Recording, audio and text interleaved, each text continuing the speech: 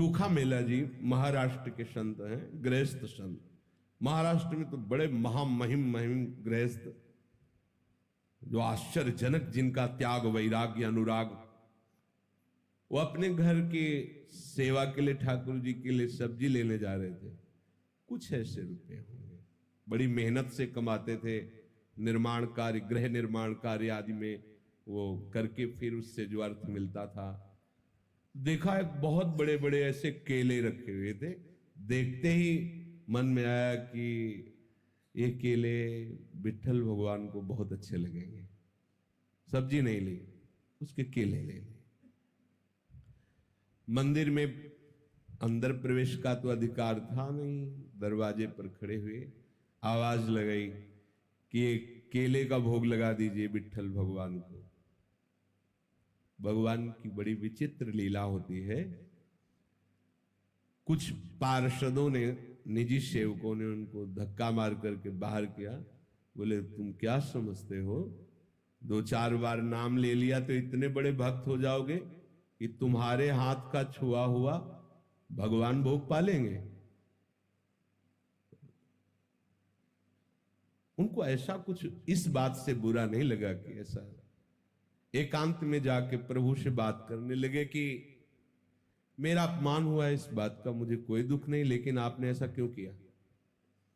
हमारे हृदय में प्रेरणा की और फल देख करके मेरे मन में आया कि आप पाना चाहते हैं, आपके लिए ले गए। तो मुझे ऐसी जगह पैदा ही क्यों किया जो आपको पसंद नहीं सेवा। आप तो सब कुछ कर सकते थे ना, फिर आप चलो, फिर आपने चाह क्यों प्रकट की। ठीक है, यदि आप ऐसा है तो फिर इस शरीर को रख के क्या करेंगे, क्योंकि ये शरीर आपकी सेवा के योग्य नहीं ना। आज से अन्न जल बंद और इस शरीर का हम त्याग कर देंगे। जब तक आपकी सेवा के योग्य मैं नहीं होऊंगा तो क्या इस शरीर को रख के करें। दरवाजा अपना बंद कर लिया और निश्चय कर लिया कि ना जल ना अन्न इस शरीर में नहीं डालेंगे। देखो छोटा सा कर्म है, भगवत प्रीत्यर्थ। जे ही ठाकुर जी का शयन हुआ, निकले ठाकुर जी, गए, दरवाजा खटखटाया, आवाज लगाई, बड़ी अमृतमयी वाणी, एकदम आकर्षित। कौन? कहा चोखा मेला जी, बहुत भूख लगी है, खोलिए। जे ही, अब वो पूछ नहीं पाए आप कौन। जे ही दरवाजा खोला, अनंत लावण्य कांति रूप सौंदर्य बरस रहा है। नव किशोर अवस्था ठाकुर जी, एकदम आह भर के रो पड़े। आनंद समुद्र प्रभु सामने। प्रभु ने कहा इस समय रोने धोने के टाइम में मुझे बहुत भूख लगी है। आसन जो भी जैसा था बिछा, विराज ना आसन तुम्हारी गोद में बैठे। प्रभु गोद में वो केला जो लाए थे ना, बोले हाँ प्रभु, तो अपमानित करके भगा दिए गए, तो ला के वैसे बोले लाओ लाओ ना। गोद में ऐसे केला पवा है, देख लो। प्रभु को ये थोड़ी है, प्रभु तो सबके हैं ना। प्रभु ने पाया, बोले आज जो स्वाद मिल रहा है वह मंदिर में भोग लगता है ना, ऐसा स्वाद हमें नहीं मिलता। रुक्मिणी जी को भी पता लगे कि मेरे प्रेमी जनों के द्वारा दी हुई वस्तु में कितना स्वाद है, तो 2 केले दे दीजिए। मांग के 2 केले प्रभु उनसे लेते और सब केले पाए और बोले तुम आनंदित रहो, मैं उन्हीं का होता हूं जो मेरे लिए है।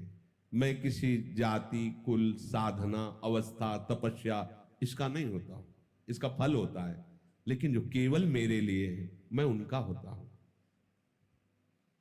रुक्मिणी जी को पवाया, आंगन में छिलके फेंक दिए। अंदर से दरवाजा बंद मंदिर का। अब जब सुबह दर्शनकालीन शास्त्रों भक्तों की भीड़ लगी, जय जयकार मच रहा है।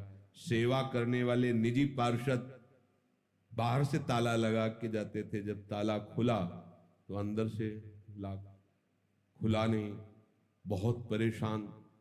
अब तो विनय प्रारंभ की, फिर रोने लगे सब। प्रभु क्या अपराध हो गया। बोले जब ये दरवाजा तभी खुलेगा जब चोखा मेला जी को आप लाओगे और वो कहेंगे दरवाजा खोलो तो हम खोलेंगे। बोले प्रभु अभी जाते। बोले ऐसे नहीं, पालकी लेके जाओ, चोखा मेला जी को पालकी में बैठा के लाओ।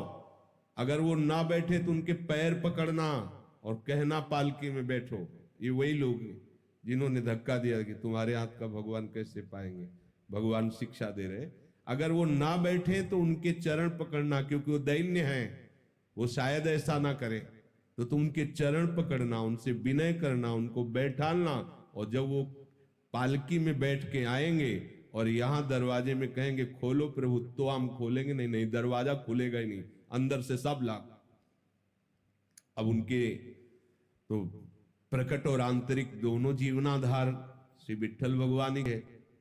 पालकी ली भागे भागे। आप सब आश्चर्यचकित हो रहे कि कल मंदिर के दरवाजे से जिन्हें धक्का दिया गया था, आज उन्हें पालकी में बैठाने वही पार्षद चोखा मेला जी तो साष्टांग लौट गए भगवान महिषियों के। कहा तो वो फिर चरण पकड़ रहे कि अब आप छुपिए मत, सब जान गए कि आप किस कोटि के महान भक्त। आप जबरदस्ती उनको पालकी में बैठाया, जय जयकार करते हुए लाए। मंदिर में जब आए तो आंसू बहाते चोखा मेला जी, प्रभु बस करो बस करो, अब तो खोल दो। तत्काल दरवाजे खुल गए। ये देखो, एक छोटी सी सेवा चमत्कार प्रकट कर दिया। यदि हम आठों पहर प्रभु के लिए, तो कैसा जीवन होगा, विचार करके देखो आप।